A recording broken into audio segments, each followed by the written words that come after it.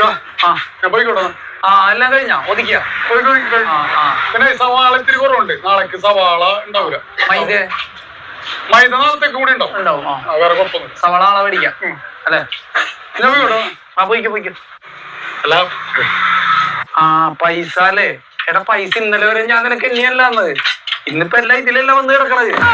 ഒരു കാര്യം ചെയ്യാം, ഞാൻ വീട്ടിൽ കൊണ്ടുപോയിട്ടേ പൈസ എണ്ണി നോക്കിയിട്ട് നാളെ തരാം നിനക്ക്. മതി, കുഴപ്പമില്ല. നാളെ തരാം കേട്ടാ. അല്ലെങ്കിൽ കാശ് എടുക്കാനും ഇത് തുറക്കാനൊക്കെ അറിയും.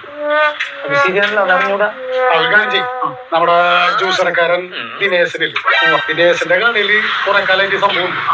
അപ്പൊ പോണ വഴിക്ക് ദിനേശനോട് ചോദിച്ചാൽ ഇതെങ്ങനെ തുറക്കണേന്ന് ദിനേശന് അറിയാൻ പറ്റും. അപ്പൊ ഞാൻ പോകുമ്പോഴേ ദിനേശനോട് ചോദിക്കാം കേട്ടാ. മറക്കണേട്ടാ. ഇല്ല